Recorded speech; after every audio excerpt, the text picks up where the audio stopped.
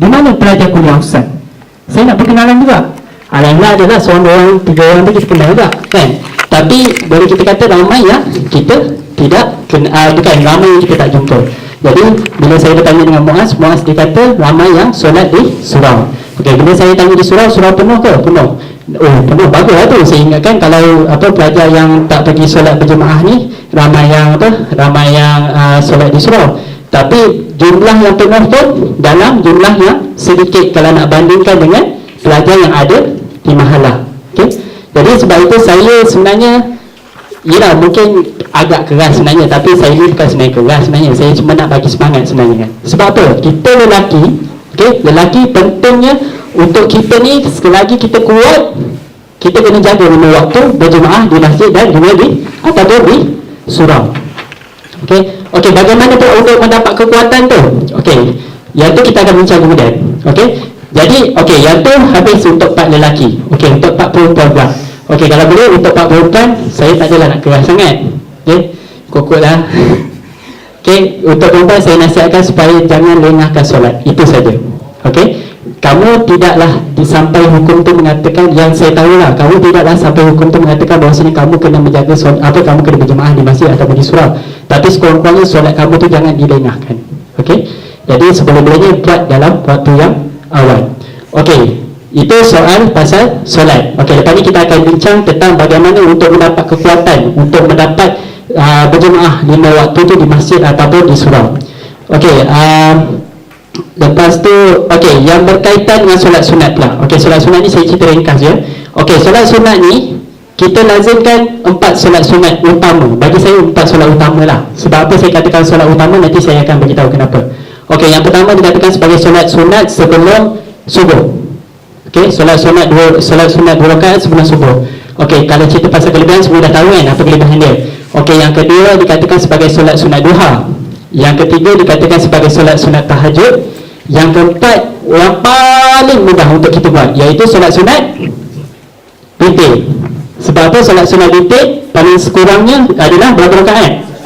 Okey, 1 rakaat. Okey, kalau boleh kita lazimkan untuk kita buat solat sunat yang 4 ini. Selain itu kita boleh buat juga solat sunat rawatib, solat sunat rawatib, solat sunat tahiyatul masjid dan selainnya. Tapi saya cuma hendak ceritakan tentang 4 solat sunat ini. Okey, kenapa? Kerana saya membuat kajian, sebenarnya begini, saya membahagikan masa ini kepada 4 masa. Yang pertama tu daripada pukul 6 hingga pukul pukul 6 hingga pukul Zuhur. Okey, hingga ke Zuhur. Lepas tu daripada Zuhur hingga ke Maghrib, daripada Maghrib hingga ke Isyak, dan Isyak ke Subuh. Jadi saya cuba meletakkan salah satu-satunya solat sunat antara masa ini. Macam contohnya kalau kita ambil Subuh dengan Zuhur, yang kita boleh buat ialah solat sunat duha. Okey, untuk antara Zuhur dengan Asar tu saya tak jumpa lagi. Tapi sebenarnya kalau ikutkan, saya selalu lazimkan dengan solat sunat tahiyatul masjid ataupun solat sunat yang lainnya. Dan kalau kita lihat antara Maghrib dengan Isyak, apa yang kita boleh buat antara Maghrib dengan Isyak, iaitu solat sunat witir kan. Okey, kita boleh buat solat sunat witir. Dan ataupun sekiranya kamu kuat kan, sebab solat sunat witir ni pun kalau kita tengok dari segi sirahnya, sahabat dia buat 2 cara kan. Ada sahabat yang buat sebelum tidur, ada sahabat yang buat selepas tidur. Kemudian bangun daripada tidur kan. Lepas tu Nabi katakan bahawasanya sahabat yang membuat sebelum tidur ni adalah sahabat yang berhati-hati, dan sahabat yang buat selepas bangun daripada tidur ni adalah sahabat yang kuat lah. Begitulah kan yang riwayat yang pernah diberitahukan kepada saya. Tapi saya cuma nak bahagikan dekat situ. Maknanya antara maghrib dengan tengah malam tu kita boleh buat solat witir. Antara tengah malam ke subuh tu kita boleh buat 2 sunat, iaitu antaranya tahajud dengan satunya lagi adalah solat sunat sebelum subuh. Okey, untuk permulaan saya sebenarnya melihat pada diri saya juga, sebenarnya kita susah juga nak buat tahajud ni juga sebenarnya. Okey, tapi sebab itu bila kita susah nak buat tahajud, pastikan solat subuh secara berjemaah jangan tinggal. Pastikan solat subuh secara berjemaah jangan tinggal, dan solat isyak secara berjemaah jangan tinggal. Okey, kenapa? Sebab dari segi kelebihan dia, kalau kita tengok pada hadis kan, yang mengatakan bahawasanya solat isyak secara berjemaah tu dia punya pahala dia separuh malam. Dan kalau kita dapat solat subuh secara berjemaah, pahala dia adalah sepanjang malam. Okey, sebab tu saya katakan kepada lelaki, okey, bahawasanya hendaklah kamu jaga tentang dua solat ini, secara subuh secara berjemaah dan juga isyak secara berjemaah. Okey, tak apa, perempuan nanti kita akan bincang kemudian. Okey, perempuan ada kelebihan lain kan. Okey, tapi kita akan bincang kemudian. Okey, cumanya saya nak katakan kat sini, okey, bahawa sebenarnya lelaki kamu kena jaga betul-betul sebenarnya solat subuh, solat fardu secara berjemaah. Okey, perempuan, saya nasihatkan kepada kamu, kepada sesiapa yang tak kahwin lagi, okey, sekiranya kamu hendak mencari calon suami yang baik, calon suami yang soleh, okey, kamu kena cari 3 ciri ni. Yang ni saya buat kajian, kamu kena cari 3 ciri ni. Okey, yang pertama, dia bukan lelaki tu bukan setakat hanya kena jaga solat secara bukan setakat hanya jaga solat 5 waktu, tapi kena pastikan mereka ni jaga betul-betul 5 waktu di berjemaah. Itu yang pertama, ciri yang pertama. Ciri yang kedua pula, pastikan lelaki ini dia berbuat baik dengan ibu dia. Okey. Yang ketiga, pastikan lelaki ni jenis yang kaki kuliah. Bukan kaki kuliah maksudnya apa? Kaki kuliah ni kita katakan bahawasanya dia suka pergi dengan kuliah agama. Okey. Pastikan ada 3 ciri ni. Susah tak nak cari? Susah tak? Okey lah, kita ambil dua. Okey, kita ambil dua. Yang pertama tu, pastikan lelaki tu tidak pernah tinggal solat. Yang kedua, pastikan dia buat baik dengan ibu dia. Okey. Memang susah sebenarnya. Sebab tu hari ni saya nak tekankan kepada lelaki. Okey, kamu lelaki, kalau kamu tak kahwin lagi, pastikan kamu latih usahakan untuk 3 benda ni. Saya sebenarnya kata dengan yakin, kalau kamu dapat 3 benda ni, bonus lah. Okey, bonus, memang bonus. Okey, kamu boleh jaga berjemaah di masjid, kamu buat baik dengan ibu kamu. Yang ketiganya, kamu kaki kuliah, kamu memang dengan kuliah agama. Okey. Okey, yang itu cukup bab solat. Okey, yang kedua saya nak cerita pasal majlis ilmu. Okey. Kalau kamu tanya pada saya kan, saya sebenarnya ciri yang ada pada saya 2 je. Promote sikit. Ciri saya ada 2 je. Sebab apa? Sebab mak saya dah meninggal. Jadi saya ada 2 je lah ciri saya. Okey. Jadi tak lepas tu. Okey, sekarang ni kita nak cerita pasal majlis ilmu. Okey, majlis zikir. Okey, apa kelebihan majlis zikir? Okey, kelebihan majlis zikir, majlis ilmu ni ada 3. Okey, siapa boleh bagi tahu apa kelebihan majlis ilmu dengan majlis zikir ni? Yang 3 ni apa? Yang pertama, okey, malaikat sayap kan? Okey, yang ni biasa kita kena dengar. Yang kedua, Allah turunkan rahmat dalam majlis ilmu ni. Yang ketiga, Allah mencampakkan ketenangan dalam hati kita. Sebab tu Tuan Guru saya pernah berkata, sekiranya kita merasa tekanan, okey, sekiranya kita ni merasa stres, okey, cara terbaik untuk kita menenangkan hati kita adalah dengan duduk di dalam majlis ilmu. Okey. Okey, sebenarnya kalau nak cerita pasal majlis ilmu ni, saya ada pengalaman saya. Okey, tapi sebelum tu tak apa, kita akan cerita kemudian. Ingatkan saya kalau misalnya saya terlepas. Okey, bila kita sebut dalam majlis ilmu ni kan, saya cuma nak kaitkan tentang apa? Cerita Fast and Furious 7. Pernah tengok tak?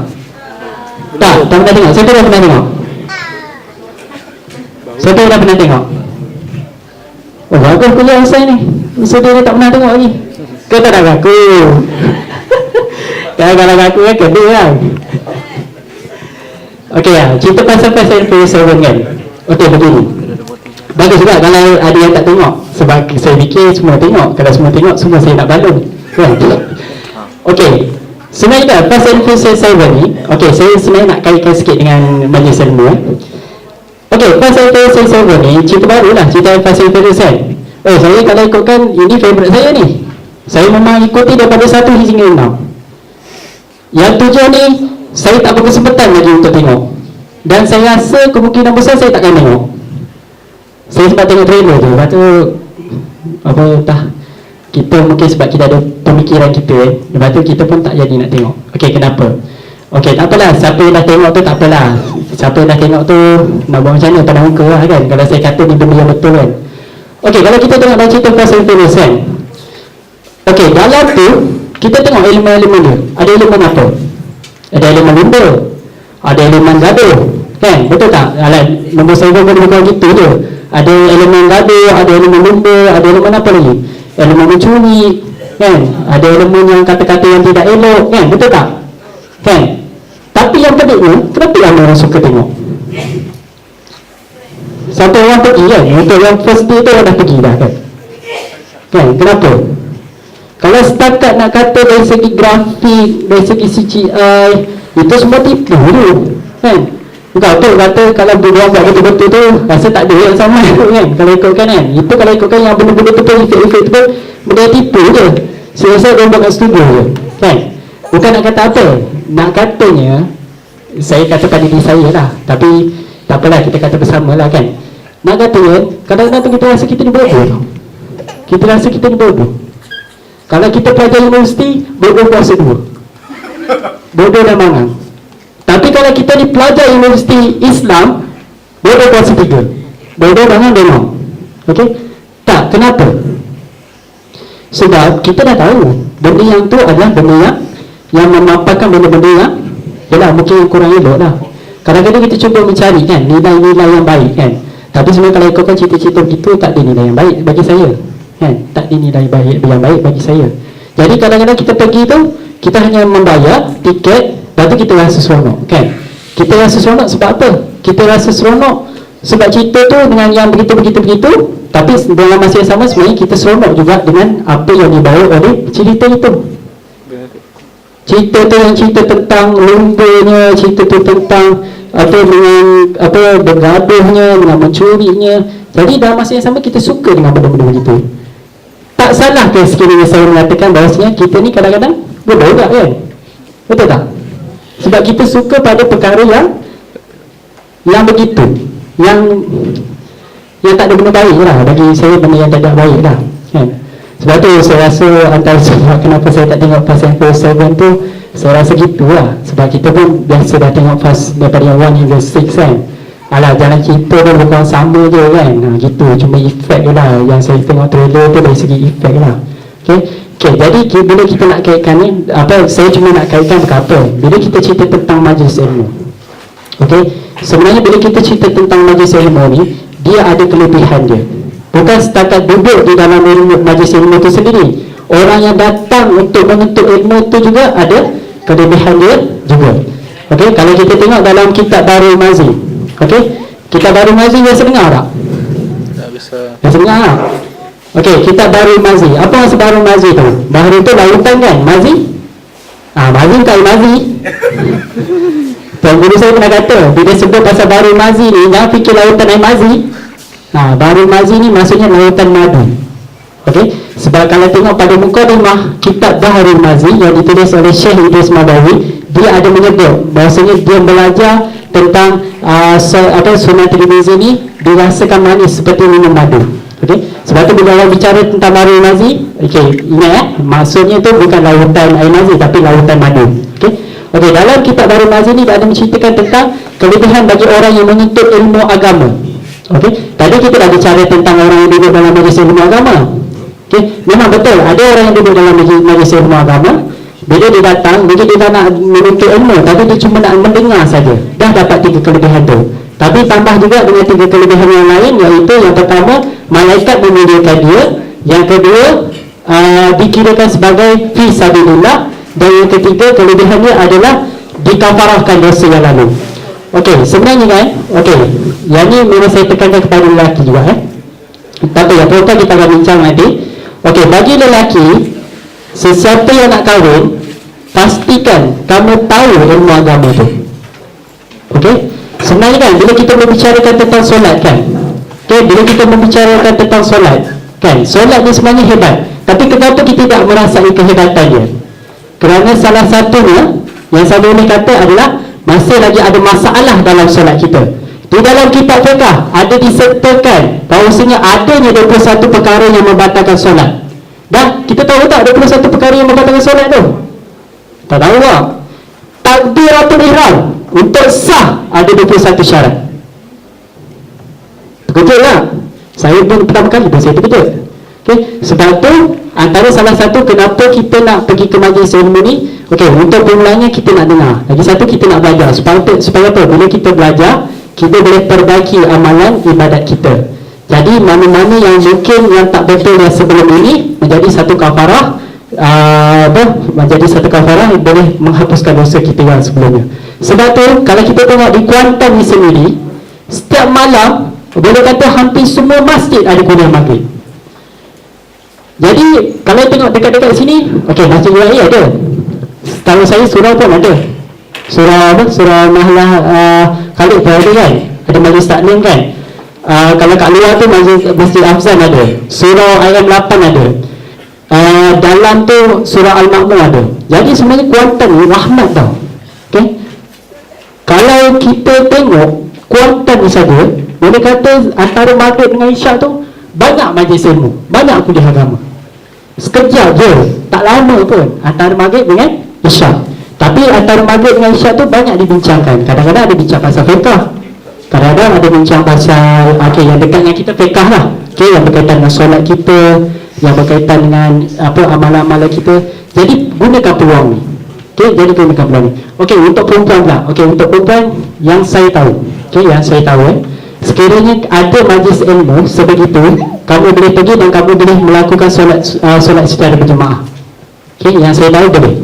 Mana kamu ada majlis kuliah agama gitu, maknanya kamu dibolehkan untuk solat berjemaah, kemudian kamu mendengar kuliah agama, dan akhirnya lepas tu isyak tu kamu solat berjemaah, dan tu kamu balik. Jadi itu saja untuk saya cerita pasal majlis ilmu. Kenapa bila saya mengatakan tentang 7 perkara yang hebat ini, kenapa saya nak ceritakan tentang 7 perkara ajaib ini? Kenapa? Salah satunya, bila saya sebut pasal 7 perkara ini, saya boleh katakan, saya yakin, saya boleh katakan bahawasanya ini sebenarnya bukan amalan yang susah. Saya tak cerita pasal amalan wali. Kalau kita kenal seorang wali Allah yang di Kedah, kita tengok apa amalan dia. Wali Allah yang di Kedah ni dikatakan bahawasanya amalan dia dalam setahun dia hanya tidak puasa 5 hari saja. Iaitu hari raya, 2 hari raya, dan hari tasyrik. Lepas tu lagi satu, amalan dia setiap hari dia sentiasa membaca Al-Quran. Ini amalan wali. Saya tak nak cerita pasal amalan wali. Kenapa? Sebab amalan wali ni memang kita tak boleh buat. Sekurang-kurangnya saya membawa 7 perkara ajaib ini, saya membawa 7 perkara hebat ini, 7 amalan ini adalah satu benda yang boleh kita buat.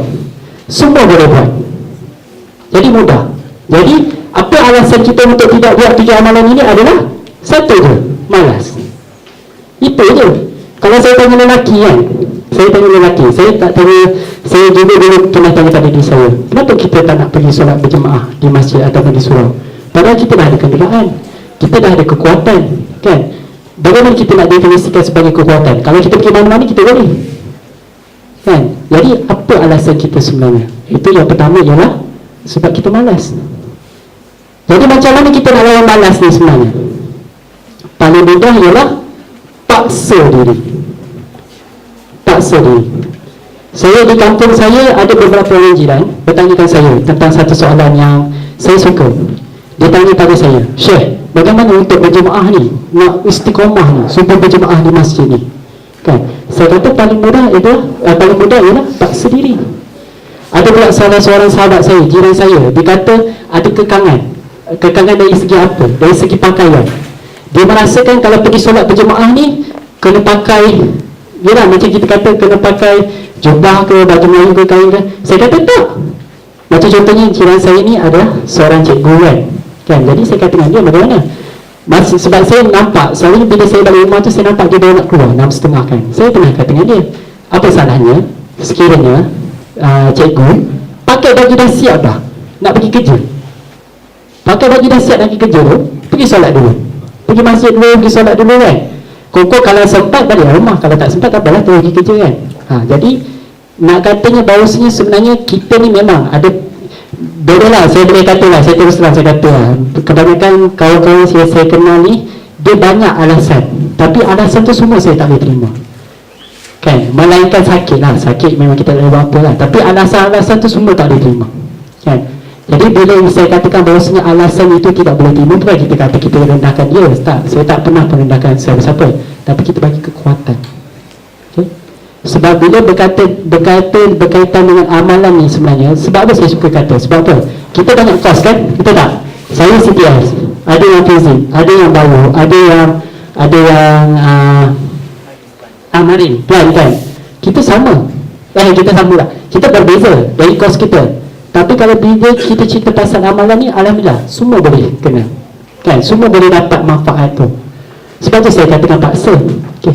Sekarang kita buat satu isu, satu soalan. Boleh dikatakan ikhlas ke kalau kita paksa? Ini silap. Ini antara salah satu kesilapan kita. Bila berkata tentang ikhlas, kita merasakan bahawasanya ikhlas ni kita kena buat dengan sukarela. Siapa rasa begitu? Ikhlas ni kita kena buat dengan sukarela. Ke tak ada? Tak ada. Ikhlas ni, menurut guru saya, Ustaz Dr. Hasbullah, Ustaz Dr. Hasbullah mengatakan bahawasanya ikhlas ni maksudnya kita buat tu kerana Allah, walaupun dalam keadaan terpaksa. Okey, untuk sahabat-sahabat yang perempuan kan, sekiranya kawan kamu ada yang tidak menutup aurat kan, kamu cerita pasal benda ni. Okey, maknanya kalau perempuan ni isu ni dia tak pakai tudung ataupun dia tak tutup aurat, selalunya dia akan kata macam pengguna nanti ada rasa sukarela, ada rasa nak pakai ke apa semua, ataupun dia rasa macam tak sedap lah kalau misalnya pakai tapi tak ada rasa nak ikhlas ke apa. Itu adalah satu yang salah. Okay? Ikhlas ni dengan arti kata lain, kita buat ni kerana Allah walaupun dalam keadaan terpaksa. Sebab tu saya pernah bercakap dengan sahabat-sahabat kan, kalau kita rasa susah, rasa malas nak bersolat berjemaah ni, paksa diri. Paksa diri, dan ada ulama mengatakan sekurang-kurangnya kita kena buat dalam masa 40 hari. Dan jangan tinggal. Kalau tinggal kena kira balik. Okay? Kalau solat berjemaah ni, mana contohnya kita buat subuh kan, berjemaah kan, lepas tu zuhur tu kita tinggal kan, maknanya kita kena start balik kira daripada satu. Maknanya insyaAllah kalau dapat 40 hari tu, insyaAllah lepas tu kita akan rasa senang untuk buat benda tu. Dan bukan apa, kita dah ada kekuatan. Betul tak? Kalau kita tak start, bila lagi kita nak start? Okay. Sebelum ada okay, saya nak cerita pasal Lionel Messi dengan Cristiano Ronaldo. Okay, siapa kenal Lionel Messi dengan Cristiano Ronaldo? Kenal tak? Okay, Lionel Messi dengan Cristiano Ronaldo berapa kali dah menang Piala Dunia? Bukan, dah berapa kali dah masuk Piala Dunia? Okay, Lionel Messi dengan Cristiano Ronaldo, dia dah masuk Piala Dunia, tak silap saya, sebanyak 3 kejohanan. Okay, sebanyak 3 kejohanan tu, 2 kejohanan Lionel Messi dan Cristiano Ronaldo pernah menjadi ketua pasukan. Okey, Lionel Messi ni sebelum tu dia bukan dari mana, Rukun ni yang menjadi ketua pasukan. Bukan, Javier Mascherano menjadi ketua pasukan. Dan kalau Cristiano Ronaldo sebelum tu adalah Luis Figo, dia menjadi ketua pasukan.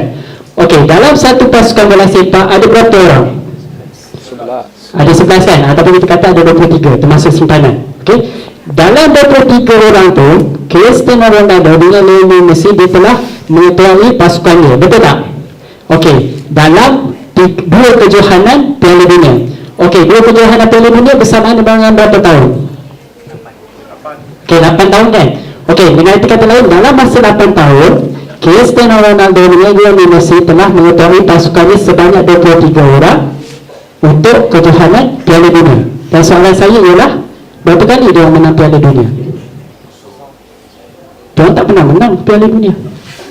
Saya sempat buat homework sebenarnya. Okay, dia tak pernah menang Piala Dunia. Yang benda ni sebenarnya saya suka cerita dengan budak-budak sekolah. Saya suka cerita dengan budak sekolah menengah. Okay, Lionel Messi dengan Cristiano Ronaldo, dia umur dia dalam 20-an, betul tak? Tengok, dalam umur yang muda, dia diberi peluang untuk mengetuai pasukan sebanyak 23 orang dalam masa 8 tahun, tak menang langsung Piala Dunia. Betul tak? Tapi itu yang menjadi kegemaran orang-orang muda sekarang, termasuk kita juga. Kenal Sultan Muhammad Fatih? Sultan Muhammad Al-Fatih dikatakan ketika umur dia berapa dia tawar kota Konstantinopel? Antara adalah umur 20. Okey, 23 ataupun ada yang mengatakan 24 tahun. Nak katanya awal. Ketika itu Sultan Muhammad Al-Fatih dia mengetahui berapa orang tentera. Ada yang sejarah mengatakan sebanyak 200,000 tentera. Ketika dia menawan kota Konstantinopel selama berapa hari? 53 hari. 53 hari. Ini Sultan Muhammad Al-Fatih umur 24 tahun. Umur 24 tahun bukan mengetuai 23 orang, mengetuai 200,000 orang. Dalam mengetuai 200,000 orang, dia dia menawan kota Konstantinopel sebanyak 53 hari, bukan 8 tahun boh, 53 hari. Dikatakan ketika itu kota Konstantinopel dia adalah mempunyai benteng yang sangat kuat di dunia. Tetapi Sultan Muhammad Al-Fatih ketika itu berumur 20-an ataupun 24 tahun lah, saya ambil 24 tahun, dia beritahu kota Konstantinopel. Apa rahsia kejayaan dia? Antara tidak lain, rahsia kejayaannya adalah agama. Dikatakan dia tidak pernah meninggalkan solat selagi tidak pernah meninggalkan solat sewaktu dia balik. Dan ketika mana dia mengimami solat sebanyak 200,000 tentera tu, seolah-olah semuanya sama mengikut. Hebat Sultan Muhammad Al-Fatih, orang muda kan. Ada hadis Nabi yang menyebutkan bahawa dia adalah sebaik-baik raja dan tenteranya adalah sebaik-baik tentera. Okay? Sebab tu saya rasa kita pun umur 20-an kan, kita umur 20-an kan. Saya selalu kalau cerita pasal Sultan Muhammad Al-Fatih ni, saya akan cerita dengan budak-budak sekolah. Kita nak dapatkan, macam mana kita kata, ada rujukan kita kan. Bukan setakat ada rujukan kita ada perbandingan. Sekarang ni orang bicara pasal Lionel Messi, orang bicara pasal Cristiano Ronaldo. Perempuan pun kadang-kadang bicara benda tu juga kan. Tapi perempuan mungkin dia tengok benda lain kan. Kalau Cristiano Ronaldo Lionel Messi mungkin dia tengok benda lain kan. Kalau kita cerita pasal benda ni, dia mungkin tidak mengetahui dari segi apa, dari segi berapa kali menang dia, dia menang Piala Dunia, mungkin tak tahu kan. Tapi nak katanya ini adalah antara rujukan kita, perbandingan kita kan? Sebab tu saya bentuk akhir saya ni, sebab tu kita sebenarnya bila saya membicarakan tentang 7 perkara ajaib ini, satunya dia adalah perkara yang boleh kita buat. Yang kedua, kita kena disiplinkan diri, insyaAllah. Ini antara 7, saya tak kata 7, ini antara 7, ini adalah berdasar kejadian saya. Yang ketiga saya nak pentingkan kat sini ialah sebab kita ni pelajar Universiti Islam. Okay? Malulah kita kalau pelajar Universiti Islam, kalau kita tengok masjid tak penuh, kalau kita tengok surau tak penuh, yang lelakinya. Sebab apa? Saya boleh ambil satu contoh, Kolej Islam Selangor. Diceritakan Kolej Islam Selangor ni, masjid dengan surau dia hebat, memang imarah, memang ramai kan. Itu pada kolej tu, kita dah pada Universiti Islam kan. Jadi sebab tu, sebab tu saya katakan bahawa sekiranya biasanya kalau kita nak cari kita nak berjaya dalam akademik, mesti kita cari pakar motivasi dalam akademik. Jadi kalau kita nak berjaya dalam jemaah kita ni, solat berjemaah ni, hendaklah kita berkawan dengan orang yang rajin solat berjemaah. Saya yakin sebenarnya ramai di universiti kita ni orang yang boleh menjaga solat berjemaah. Jadi kita boleh berkawan dengan dia, kita boleh mendapatkan semangat daripada dia. Okey, jadi sebelum kita akhir, cuba kita tinggal lagi. Apa yang 7 perkara tadi? Yang pertama ialah solat, yang kedua doa, yang ketiga zikir, yang keempat selawat, yang kelima baca Quran, yang keenam sedekah, yang ketujuh ialah majlis ilmu.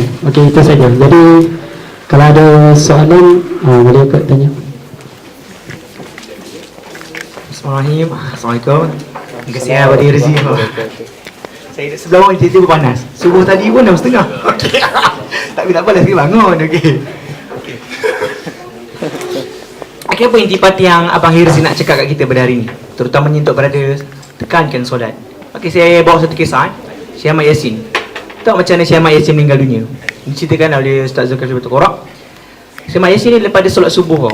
So dia selepas solat subuh, tiba ada kapal terbang Apache kat atas dia, dekat berlega-lega. So dikatakan ada kan yang kita tahu Syekh Ahmad Yasin kan dia pernah jadi jenderal perang pada zaman dia kan.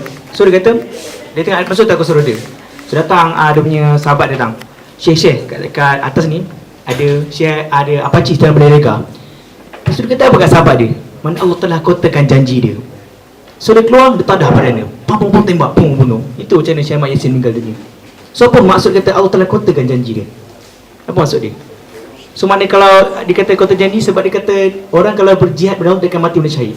So dia kata Allah telah kotakan janji dia. Dia keluar tadah badan dia, dia tembak dia Apache. Kalau tengok ada video dia, muka dia tersenyum, mati dengan kepala je. Saya pernah tengok masa saya kira scroll dah, gambar dia senyum saja. Macam mana Syekh Ramadan Al-Buti meninggal dunia? Ketika dia clear. So maknanya kalau lepas tu kita, siapa sahabat Nabi yang meninggal dunia ketika dibunuh waktu subuh? Siapa? Saya boleh.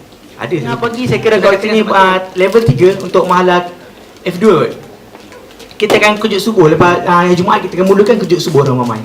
Pengalaman sendiri memang sangat-sangat berada sangat ramai yang tak bangun subuh.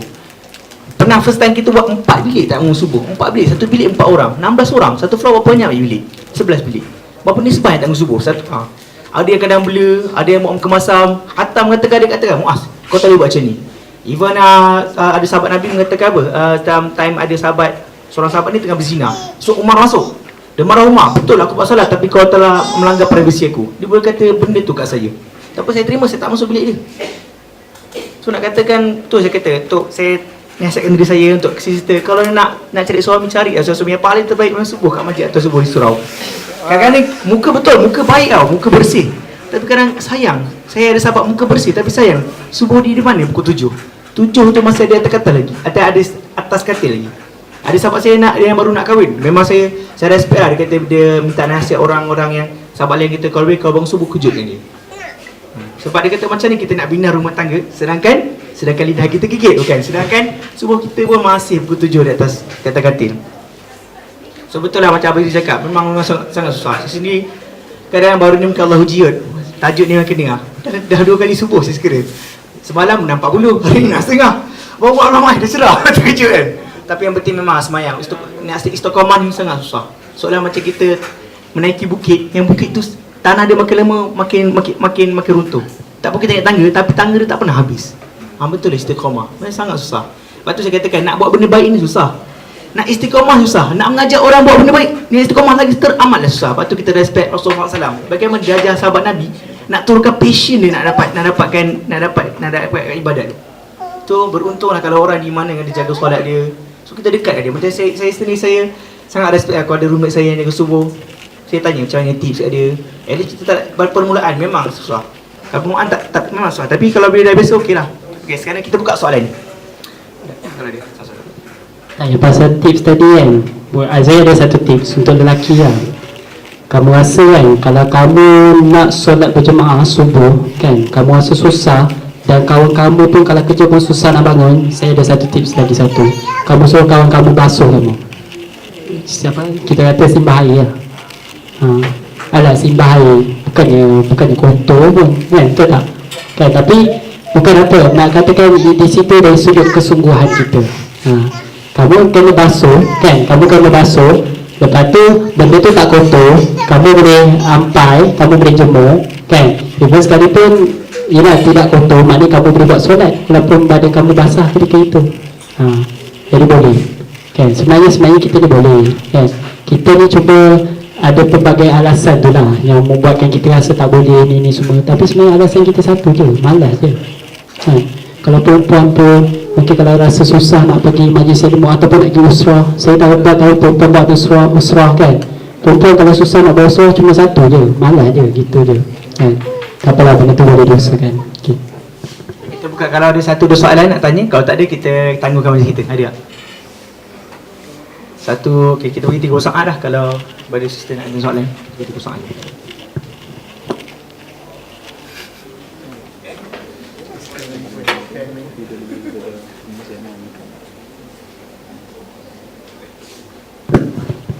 Okay, ada soalan tak? Okay, kira tak ada kan? Okay, kita ada, okay. Sebelum saya lupa, ada satu benda yang saya nak nasihatkan. Ini pemerhatian saya pada pelajar-pelajar kuliah offline. Saya cukup marah lah. Bukan cukup marah, saya cukup terasa juga lah satu perkara. Kalau boleh, jangan berjalan dengan menggunakan handset ya. Okay, mana-mana lelaki, mana-mana perempuan, saya cakap awal-awal dekat sini, kalau boleh jangan berjalan dengan menggunakan handset. Okay, faham tak? Maknanya kamu jalan tu kamu melihat kepada handset, jangan. Sebab apa? Sebab pernah terjadi pada saya, bukan pernah terjadi pada saya, tapi pernah terjadi depan saya, ada seorang perempuan tersungkur di tangga sebab bermain handset. Okay, jadi kalau boleh jangan Sebab apa? Sebab sebenarnya Nabi dia anjurkan kita buat 3 perkara. Yang pertama beri salam, yang kedua senyum, yang ketiga berjabat tangan. Sebab tu saya nampak ada beberapa pelajar kuliah offline, kadang-kadang tu saya terasa juga. Sebab apa? Kadang-kadang saya bagi salam, tak ada yang jawab. Kadang-kadang saya tegur, ada yang tak terima teguran. Kan, betul tak? Tapi saya cakap terus terang hari ini, kalau boleh jangan berjalan menggunakan handset. Okey? Sebab bahaya dari segi gitu. Kan? Kadang-kadang kita tak peka. Kadang-kadang kita boleh terjatuh longkang, ataupun kadang-kadang kita boleh terlanggar tiang atau tembok. Okey? Jadi kalau boleh nak guna handset boleh. Berhenti dulu. Okey, berhenti kat tepi, guna handset dulu. Okey, lepas tu kalau nak jalan, kita handset. Lepas tu jumpa sahabat-sahabat kita, tak kisahlah siapa-siapa pun yang kita kenal ke ataupun tak kenal, senyum, bagi salam, ataupun kita berjabat tangan. Okey, yang ni betul. Ini yang dianjurkan oleh Nabi. Kalau baca dalam kitab hadis 40 akhlak mulia, ada disebutkan tentang 3 perkara ni. Itu saja. Pasal isu Palestin, ni isu panas kan ni. Okay, kalau boleh isu Palestin tu, kalau boleh setiap tahun tu perhebatkan lagi. Okay, janganlah rasa pakai mafia ni, dah lah cukup lah rasa pakai mafia ni. Kan, itu yang baru-baru ni Palestin pun pakai mafia juga. Kan, tapi hari ni tak ada pakai mafia. Cuma itu lah yang pakai, betul mafia kan. Mafia kan. Kalau boleh biar perhebatkan kita punya ni lah, kita punya solat kita punya majlis ilmu agama kita. Okay. Lepas tu saya tengok dalam kios pun ada juga jual barang yang patut kita kena boycott, ada jual juga. Jadi tak apalah, buatlah something. Okay, itu saja. Okay, terima kasih. Hari ni jadi babysitter sekejap. Sebelum dia akan baby ni. Okay, terima kasih lah. Terima kasih Abang Hidri. Pada resi so intipati dia tekankanlah solat. So minta maaf. Ada kata kalau terasa, memang kita nak terasa. Memang kalau boleh terasa ni menyebabkan kadang-kadang kita kena tersentak sikit. Sebab tu ada orang katakan budak zaman sekarang ni dia kena nak kena orang sentap. Sebab bila bahasa kita nak kena sentap. Zaman dulu kita pergi majlis ilmu nak kena sentap. Zaman sekarang kita tak pergi majlis ilmu. Boleh kata sangat-sangat kurang pergi majlis ilmu. So bila kita disentap sini sebelum kita disentap di akhirat. Oleh kita punya Rabbul Alamin, itulah sangat-sangatlah hebat kita disentap di sana. Kita tak ada masa nak bertaubat. So mana dia macam baik. Ni Oreo. Okey, tu saya selaku pengacara majlis dan selaku mewakili Kerusian Persatuan, terima kasih sangat mendatang. Anda kata kau terasa, itu kami nak terasa sebab kita nak mentadbir kita lebih dari mulia. So saya kira lepas ni Abang Rizik kita akan ada sedikit hasagati dan kita boleh kita nak tepuk tak baik kan. So maknanya kita tangguhkan majlis kita dan terus dan semoga itu yang terbaik, yang buruk itu tanpa Allah, cuma asbab tu di atas saya sendiri.